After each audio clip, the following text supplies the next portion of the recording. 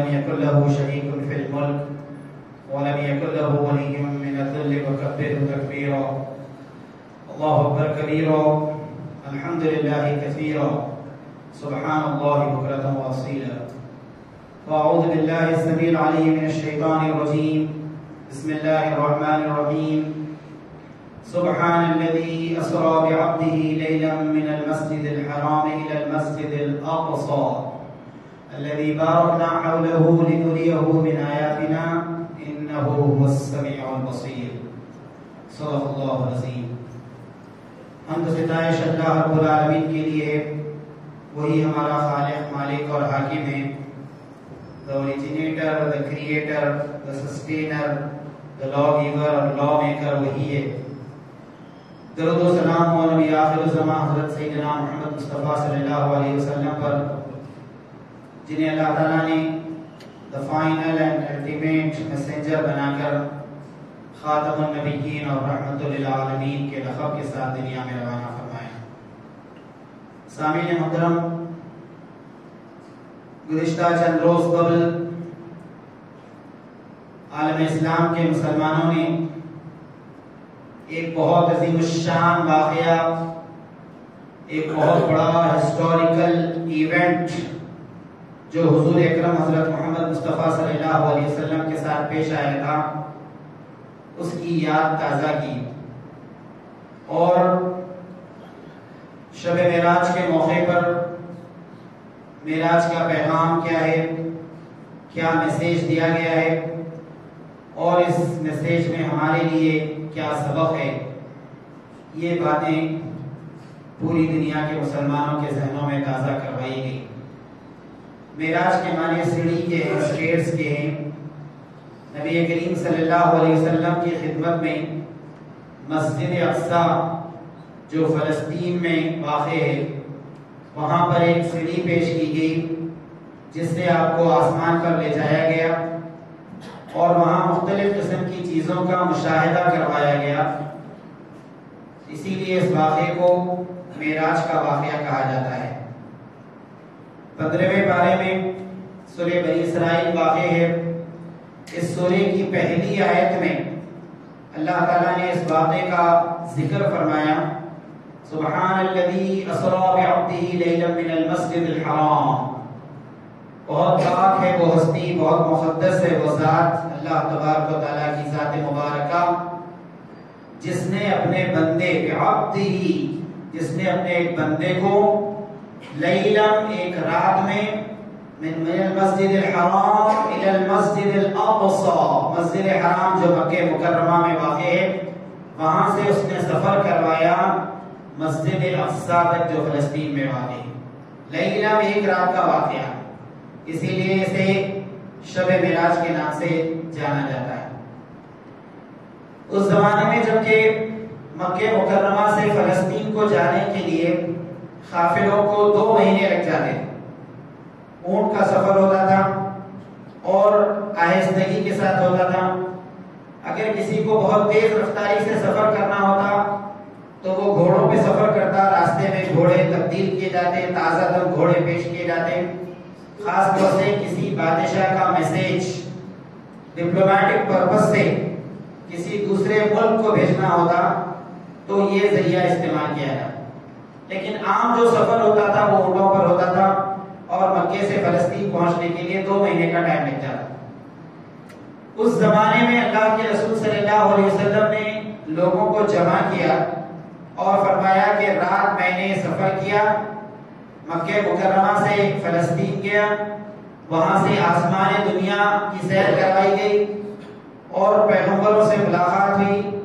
اور یہ واقعات ہوئے اور پھر واپسی ہوئی اسی رات میں فلسطین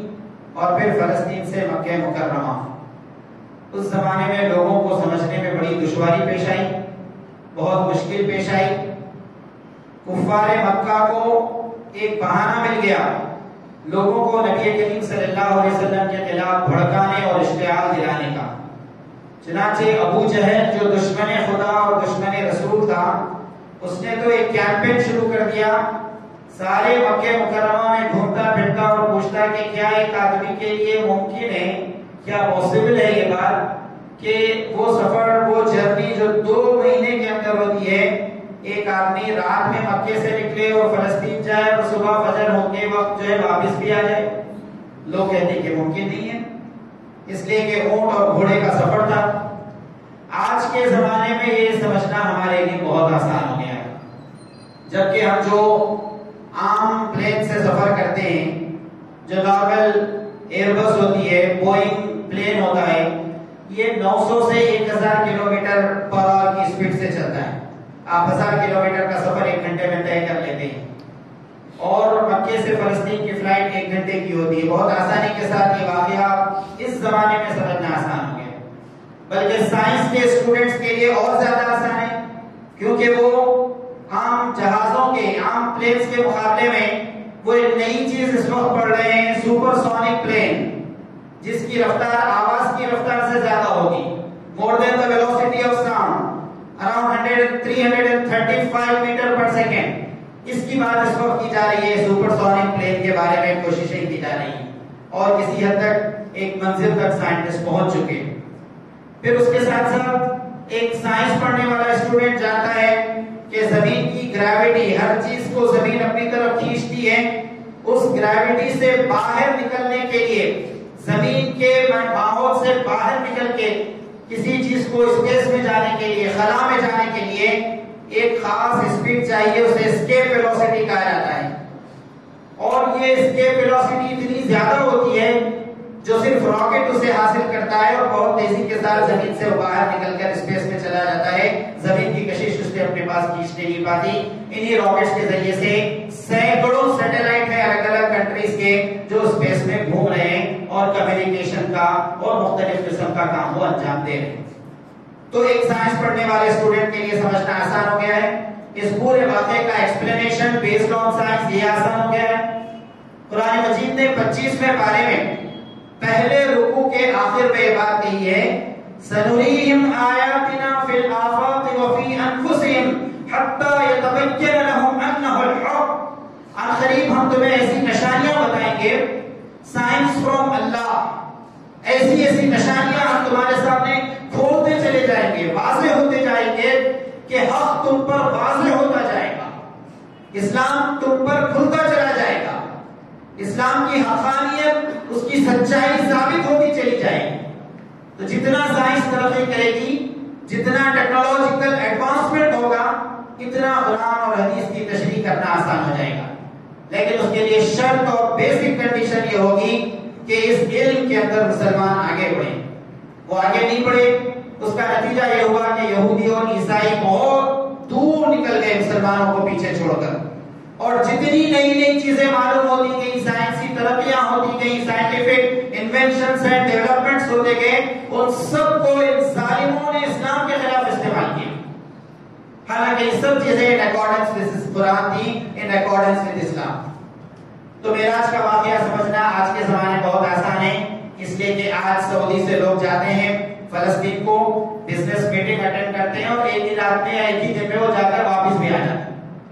ایگزیکٹ وہ واقعہ جو 1400 سال پہلے ہوا تھا، وہ اس وقت انسانی سطح پر انجام پاتا ہے، جبکہ اس زمانے میں وہ خدائی سطح پر انجام پایا تھا۔ ایک الگ سواری براق کی شکل میں پیش کی گئی تھی، فرشتوں کی معیت تھی، حضرت جبرائیل علیہ السلام آپ کے ساتھ موجود تھے، تو خدائی سطح پر وہ واقعہ انجام دیا گیا تھا۔ لیکن آج یہ سب انسانی سطح پر، ہیومن لیول پر انجام پا رہا ہے، یہ سب ہم کو سمجھنا آسان ہو گیا ہے۔ حضور اکرم صلی اللہ علیہ وسلم کو مکہ مکرمہ سے فلسطین لے جایا گیا، وہاں پر پورے پیغمبر موجود تھے، پروفیٹس اور میسنجر۔ نبی کریم صلی اللہ علیہ وسلم پہنچے، نماز عشاء کا وقت تھا، اس وقت حضرت جبرائیل علیہ السلام نے نبی کریم صلی اللہ علیہ وسلم کو نماز پڑھانے کے لیے آگے بڑھایا، اور آپ کے پیچھے نماز پڑھنے والوں میں بڑے بڑے جلیل القدر پیغمبر موجود ہیں، سیدنا آدم علیہ السلام، حضرت نوح علیہ السلام، حضرت ابراہیم علیہ السلام، حضرت موسیٰ اور عیسیٰ علیہ السلام، اور تمام پیغمبر۔ اسی لیے اللہ کے رسول صلی اللہ علیہ وسلم کو سردار الانبیاء، اشرف الانبیاء اور افضل الانبیاء کہا جاتا ہے۔ پیغمبروں میں اللہ تبارک و تعالیٰ نے آپ کو بڑا اونچا مقام عطا کیا ہے۔ اس کے بعد نبی کریم صلی اللہ علیہ وسلم کو آسمان کا سفر کرایا گیا، جنت اور دوزخ کا مشاہدہ کروایا گیا، اور پھر سدرۃ المنتہا ایک مقام ہے، قرآن مجید نے سورہ نجم میں اس کا ذکر کیا ہے، وہاں پر اللہ تبارک و تعالیٰ نے نبی کریم صلی اللہ علیہ وسلم سے بات کی اور گفتگو کی۔ عند سدرۃ المنتہا عندها جنت المأوى اذ یغشی السدرۃ ما یغشی ما زاغ البصر وما طغى لقد رأى من آیات ربہ الکبریٰ۔ بڑی بڑی نشانیاں اللہ تعالیٰ کی طرف سے لقد رأى من آیات ربہ الکبریٰ کہا گیا، بڑی بڑی نشانیاں اللہ تبارک و تعالیٰ کی طرف سے نبی کریم صلی اللہ علیہ وسلم کو دکھائی گئی، اور اس موقع پر چند تحفے پیش کیے گئے۔ گفٹ آف معراج اسے کہا جاتا ہے، ایسنس آف معراج کہا جاتا ہے۔ نبی کریم صلی اللہ علیہ وسلم کو معراج کے سفر میں کچھ تحفے پیش کیے گئے۔ پہلا تحفہ دیا گیا کہ صبح سے شام تک 50 وقت کی نمازیں فرض کی، صبح سے شام تک 50 وقت کی نماز۔ ظاہر ہے کہ صبح سے شام تک اگر آدمی 50 وقت کی نمازیں پڑھے گا تو اسے دنیا میں کسی اور کام کے لیے وقت ہی نہیں بچے گا، فرصت ہی نہیں ملے گی، اور دن بھر وہ نمازیں پڑھنے میں مصروف رہے گا، جبکہ شریعت کی جو روح ہے وہ اس کے خلاف ہے۔ شریعت کی روح کیا ہے؟ اذا نودی للصلاۃ من یوم الجمعہ، جمعے کے لیے جب آواز دی جائے، فاسعوا الی ذکر اللہ، لپو اور دوڑو اللہ کے ذکر کی طرف۔ وذروا البیع، بزنس بند کر دو، کاروبار بند کر دو۔ یہ نہیں کہ 1 بجے کی نماز میں بڑا بھائی، 1:30 بجے کی نماز میں منجلا بھائی، 2 بجے کی نماز میں اور ایک چھوٹا بھائی، اور نماز 3، 3:30، 3:45، عصر کے وقت شروع ہونے تک جمعے کی نمازیں ہمارے شہر میں چلتی ہی رہتی۔ اور اس لیٹ نمازوں کے اندر 3:45 کو ہونے والی نمازوں میں میں نے دیکھا کہ بعض نوجوان تیز رفتاری کے ساتھ آنکھیں ملتے ہوئے، گڈ مارننگ ابھی ہوئی ہے تھوڑی دیر پہلے، آنکھیں ملتے ہوئے آتے ہیں، اور روڈ پر آڑی ٹیڑھی ٹریفک جام کرتے ہوئے اپنی بائک پارک کر کے تیزی سے جا کر دوسری رکعت میں سلام سے پہلے شامل ہو کر سمجھتے ہیں 1 ہفتے کا کوٹا پورا ہو گیا۔ تو یہ زوال رکتا نہیں ہے، تنزل رکتا نہیں ہے، ڈیگریڈیشن کم ہوتا نہیں ہے، آگے بڑھتا ہی چلا جاتا ہے یہ معاملہ۔ لہذا قرآن مجید نے حکم دیا بزنس بند ہونا چاہیے، وذروا البیع، دکانیں بند، کاروبار بند، مارکیٹ کلوز۔ یہ صرف جمعے کے لیے حکم ہے، روزانہ کی 5 نمازوں کے بارے میں حکم نہیں کیا گیا کہ بزنس بند کرو، صرف جمعے۔ اب ہفتے میں ایک بار 1-1.5 گھنٹے کے لیے بھی اگر ہم بزنس نہ روک سکیں، اپنے ایکٹیویٹیز کو شٹ ڈاؤن نہ کر سکیں، تو یہ ہمارے لیے سوچنے کا موقع۔ تو فرمایا گیا کہ جمعہ کے لیے جب بلایا جائے تو کاروبار بند کرو، سب کام چھوڑو، لبکو، فسعوا، سعی، دوڑنا تیز رفتاری کے ساتھ۔ معنی یہ نہیں ہے کہ آدمی بھاگتے ہوئے آئے، بلکہ یہ ہے کہ ساری چیزوں کو پوسٹپون کیا جائے اور نماز کو مقدم رکھا جائے، پریفرنس نماز کو دیا جائے جمعہ، اذان کے ساتھ ہی مسجد میں۔ اور پھر فرمایا گیا کہ جب نماز ہو جائے تو 1 گھنٹہ مسجد میں لیٹ جاؤ، دکان کو 2 گھنٹے دیر سے پہنچو، جاب کو 2 گھنٹے دیر سے پہنچو، اس بات کی اجازت نہیں دی گئی۔ فَإِذَا قُضِيَتِ الصَّلَاةُ، جب نماز ہو جائے،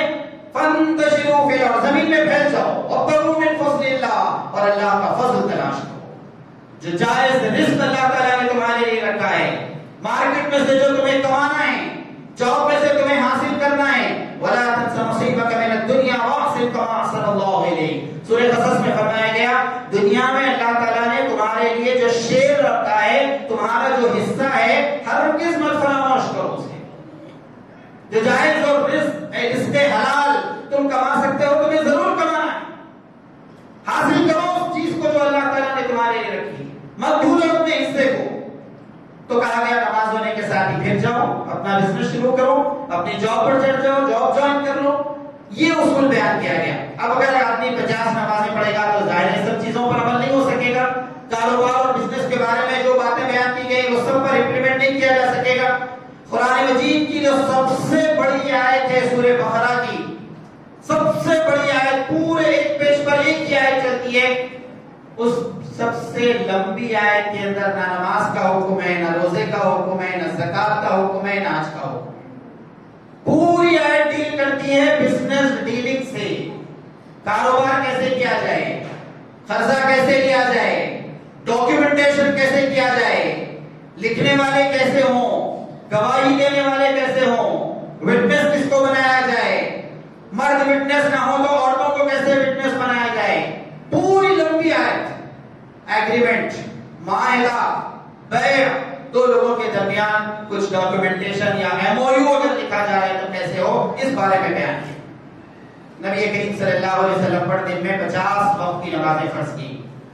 روایت میں آتا ہے کہ اللہ کے رسول صلی اللہ علیہ وسلم نماز کا یہ تحفہ لے کر اور دوسرے تحفے لے کر جب واپس آئے سدرۃ المنتہا سے، تو حضرت سیدنا موسیٰ علیہ السلام سے ملاقات ہوئی، اور موسیٰ علیہ السلام وہ پیغمبر ہیں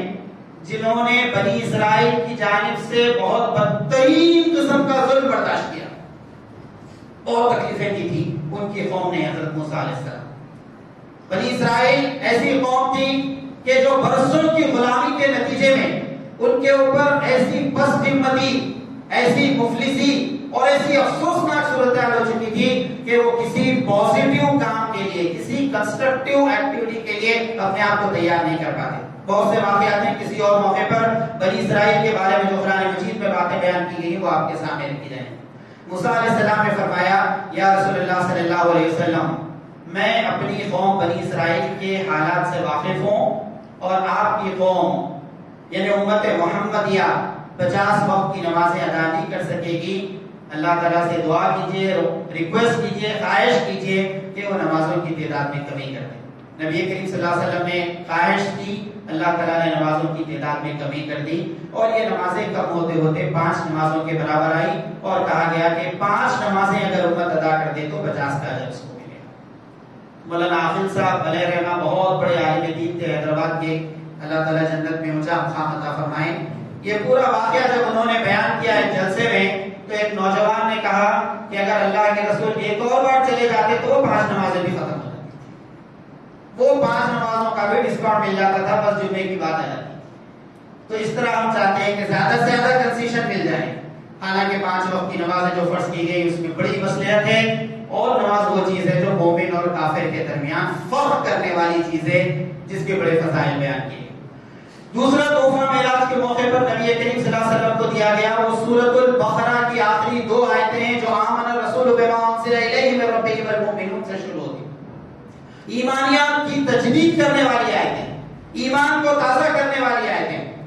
اور اس ایمان کے بارے میں یہ بات بیان کی گئی کہ یہ کوئی ایسا معاملہ نہیں ہے بینک کا فکس ڈپازٹ ہے کہ رکھا دیا جائے اور برابر اتنا ہی رہے گا، حالانکہ وہ بھی اماؤنٹ ڈپریشیٹ ہوتا ہے انفلیشن کی وجہ سے اور دوسرے ریزن سے۔ تو کہا گیا کہ یہ ایمان بڑھتا اور گھٹتا ہے، اس ایمان کے اندر کمی اور زیادتی ہوتی ہے، اسی لیے نبی کریم صلی اللہ علیہ وسلم نے فرمایا جددوا ایمانکم بقول لا الہ الا اللہ، اپنے ایمان کو ریوائیو کرتے رہو، تجدید کرتے رہو، اپنے ایمان کو تازہ کرتے رہو، لا الہ الا اللہ کثرت سے پڑھتے رہو، بقول لا الہ الا اللہ، جددوا ایمانکم بقول لا الہ الا اللہ۔ تو فرمایا گیا کہ آمن الرسول سے جو آیتیں ہیں یہ ایمان کو تازہ کرنے والی، ایمان کی تجدید کرنے والی، اور پھر جو آخری آیت ہے سورہ بقرہ کی اس میں بہت زبردست دعائیں سکھائی گئی، اور اس میں سب سے جامع دعا ربنا ولا تحملنا ما لا طاقت لنا به، اے اللہ ہم پر وہ بوجھ مت ڈالیے جو ہم سہار نہ سکیں، بیونڈ دا کیپیسٹی، ہماری گنجائش، ہماری برداشت سے زیادہ بوجھ ہم پر مت ڈالیے، بہت جامع دعا۔ تو یہ تحفہ دیا گیا، مجھے توقع ہے اور یقین ہے کہ ہاں جتنے لوگ موجود ہیں ان سب کو سورہ بقرہ کی یہ 2 آیتیں یاد ہوگی، اور اگر یاد نہ ہو تو فوری ہم یاد کریں، حفظ کریں، بلکہ آخری رکوع جو للہ ما فی السماوات و ما فی الارض ہے اس کے بڑے فضائل بیان کیے گئے، بڑی اہمیت بیان کی گئی۔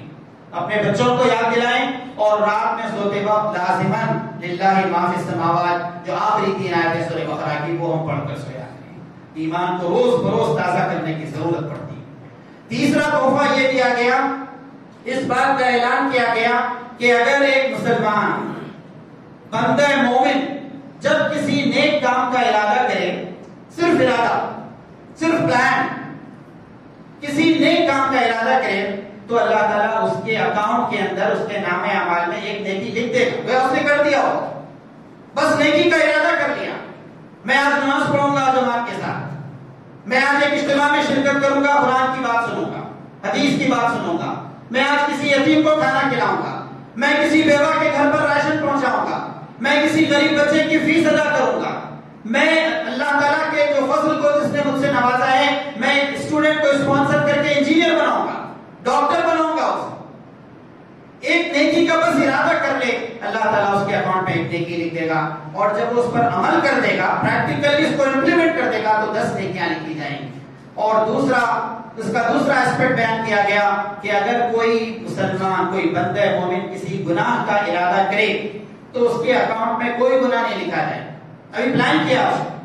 آج یہ گناہ ہونے والا ہے، آج نیکلیس روڈ پہ یہ کارنامہ انجام دیا جانے والا ہے، آج شب معراج ہے، اور یہ کہ رات بھر جاگنا ہے،